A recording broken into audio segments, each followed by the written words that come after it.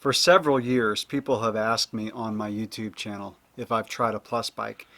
And the answer has always been no, I have not had a chance to try a Plus bike.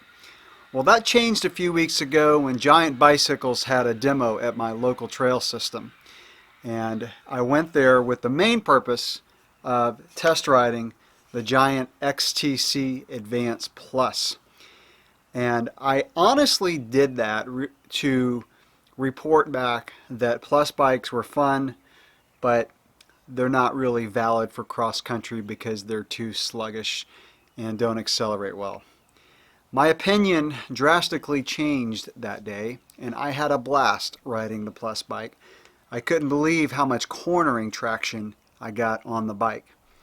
And so I decided to go all in and do a 2-month test of an XTC Advanced Plus by actually purchasing a bike. And so I bought the XTC Advanced Plus 1, which is the top of the line hardtail plus bike from Giant. And I'm going to do a series of tests on this bike that I'm calling Project 27.5 Plus. And so it'll be a whole video series on testing this bike. Before I get into this review, or this test series, I wanted to give a shout out to my local bike shop, Bike Works of Gainesville, who really helps me out by getting good prices on bikes. And they're a great shop to deal with. So if you're in the North Central Florida area and you're looking for a Giant dealer or a Niner dealer, I would recommend checking those guys out. Or if you need service on your bike, really good shop to work with.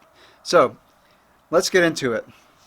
I'm going to do a lot of different tests, and I'm going to get right into it by testing a cross-country lap with my Niner RKT9 RDO. So in this series of tests, what I'm really going to do is focus on a Plus bike for cross-country. Most of my riding is cross-country just because of the area that I live and ride the most. Now I get up to the mountains and ride. I love taking my trail bike up to the mountains. But this series of tests is really going to be focused on cross country. So I'll be comparing the Plus bike to my 29er full suspension. Another great thing about this bike is that you can fit 29er wheels in the frame. So I can take the 29er wheels off my RKT9 RDO and I can use the 29er wheels on this bike and do comparisons of Plus size wheels versus 29 on the exact same bike. But my main thing that I want to do is just see how this Plus bike compares to my 29er full suspension. So yesterday I went out and I tested the 29er, and I did a cross-country lap, a hill climb, and a descent. And this is the video that I shot yesterday.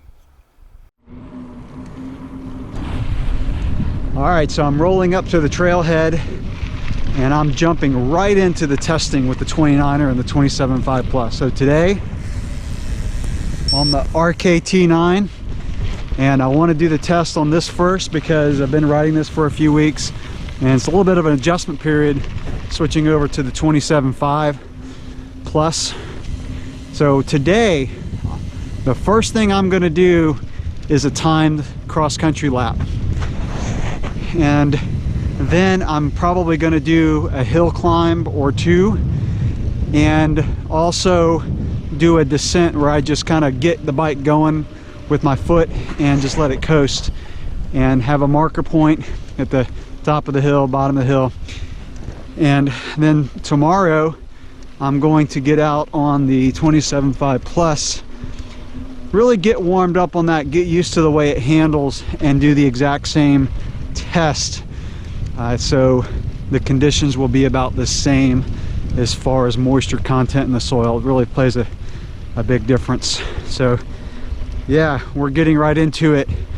Time to warm up, and then I'll report back what my time is on my cross-country lap, and then what my time is for my hill climb and my descent. Here we go.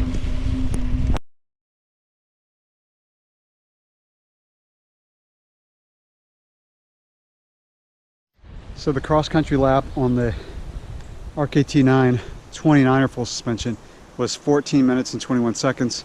And we had a lot of rain recently, and it felt kind of mushy in the corners at some spots. Overall, the bike felt really fast. This bike's so light and agile. 27.5 Plus has its work cut out for it, but in those softer, a little bit sandy corners, that's where the Plus bike is really going to shine. So I'm going to cool down and then do my hill climb test. All right, this is my starting point for the hill climb. And you can't really see the hill from here. You can see it start, but the steepest part kind of is around the corner. It gets pretty steep. So here we go. All right, the hill climb on the RKT was 133, and the descent, I used different markers, by the way, for the descent. That was 102. Now, it's a little windy today, and I had the wind at my back, so hopefully when I repeat this test tomorrow on the Plus bike, the wind will be about the same speed and direction. But I really need to focus on the hill climb and descent on the same day. So just come out on one bike, do a few tests, and go back and get the other bike. So everything's exactly the same as far as wind speed and soil conditions and all that. So, all right, that's my first initial test. Not too extensive yet. We'll get more into it, but repeat this tomorrow on the Plus bike. So if you haven't subscribed to my channel, make sure you do that so that you can follow this series, because there's going to be quite a few reviews that I do, or quite a few tests I should say. I'm also going to do a series of reviews just on the XTC Advanced Plus. So I'll focus just on the bike, and in fact I'm getting ready to post my first look at the bike right after I built it up. So now it's time to head out on the bike, get the first ride in, and see how it compares. Head out on the first ride. It's ready to roll as far as I can tell. I'm going to do a ride to the trailhead, and this is going to be a very unscientific test, but it typically takes about 28 to 30 minutes on my cross-country bike. So I'm going to time it on this one. And again, you know, very unscientific, just a casual warm-up pace that I typically do. We'll see how that goes, and then when I get to the trails, I'll repeat the test that I did yesterday on the 29er. Day 2 of testing XTC Advanced Plus. Here we go. All right, stashing the water bottle so I make this even. Only have one water bottle. Getting ready to start my test. First time trial. It's just a cool looking bike. Whether it's fast or not, which we'll find out, it just looks cool with the hardtail and those big old tires. All right, here we go.